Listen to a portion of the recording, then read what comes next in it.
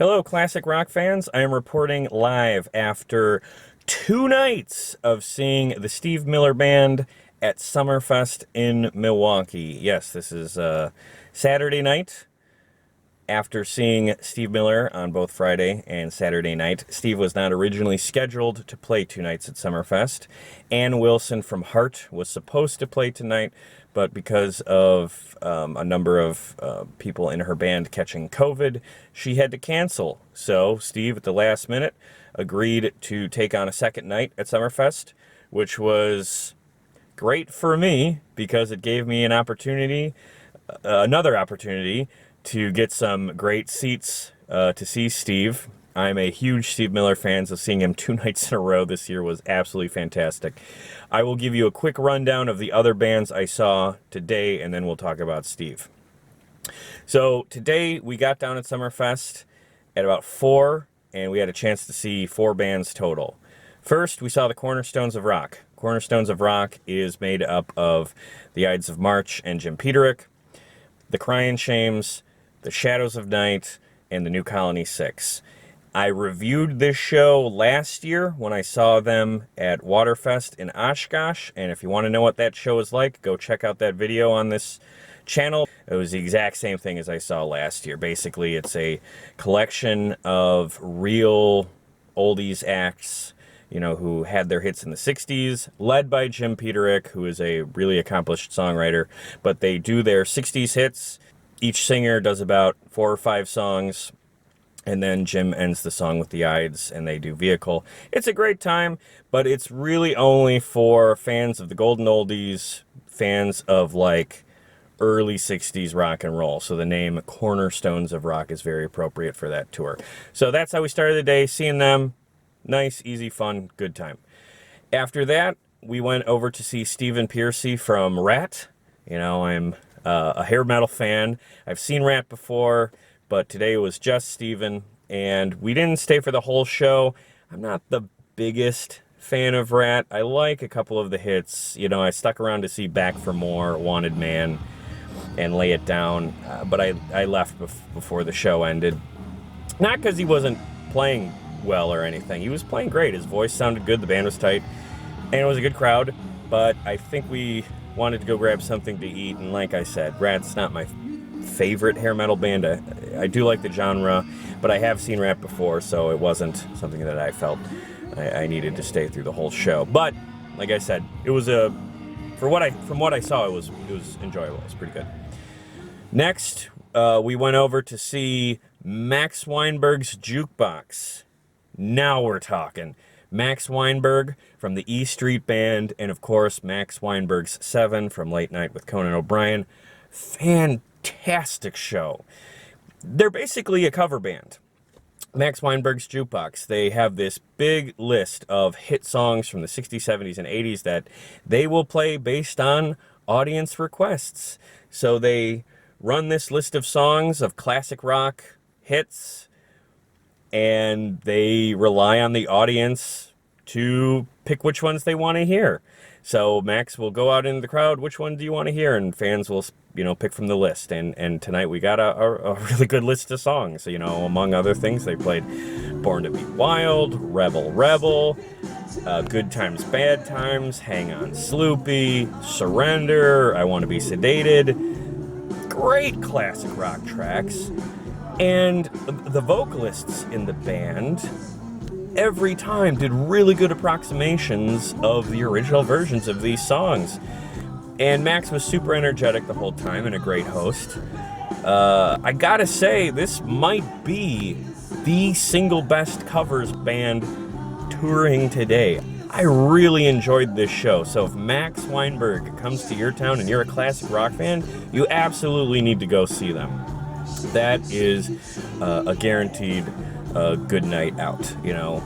He's going to do a couple of Springsteen songs, obviously. It'll probably be only like 2 or 3, but, you know, the rest are going to be like really well-beloved classic rock tracks. So, and there's a good chance you even might get a chance to choose one. So that was a really good time. Okay, main event. We saw Steve Miller Band last night. We didn't have time to see any of the openers. So Steve Miller Band Friday night, and we saw Steve Miller Band tonight. Okay, identical show, and that's my only complaint. He didn't change a single song in either set. He told the same stories, told the same jokes. That's fine, but I will say, minor complaint, I wish he would have switched up at least one song. I think, he knew that there were a lot of people who came both nights. Personally, I think he could have thrown those fans a bone by saying, well, how many of you were here last night? Okay, well, you didn't hear this one, and then gone into just one different song than what he had. But that's really a minor complaint. That's not the biggest deal, because this was a fantastic show.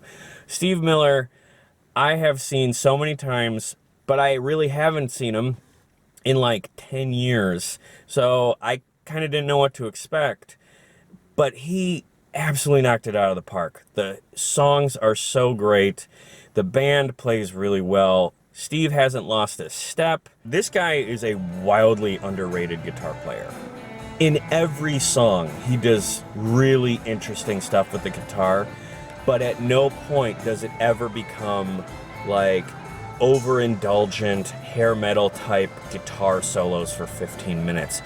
And he's not just noodling up there. He's doing very cool guitar work that works and fits properly in the songs he's playing.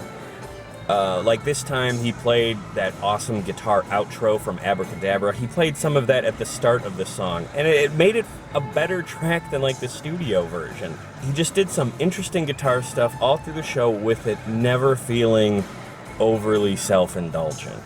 And that is a skill, because that is something really missing in classic rock. There are so many guitar players who bring shows to an absolute grind by just dicking around and noodling for like 20 minutes on end, and that was not the case today. So that's a big credit to him, that he was able to make his super recognizable radio hits way more interesting than you might realize with his live presentation. That's a big compliment to him. So yeah, Steve Miller is one of my absolute favorite artists. I really don't know why he doesn't get the proper credit that I feel he is due. Maybe it's because of his look. Irving Azoff famously said that he looks like a banker, which is kind of true. He doesn't really look like a rock star.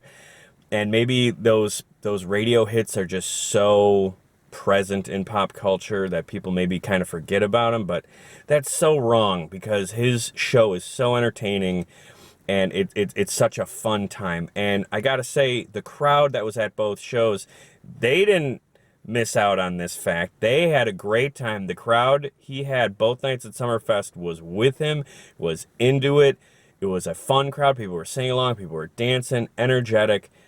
That was great for me as a fan who was also super into it and was singing along and dancing. So I'm so happy Steve came back to Summerfest. This was the third and fourth time I've seen him at Summerfest.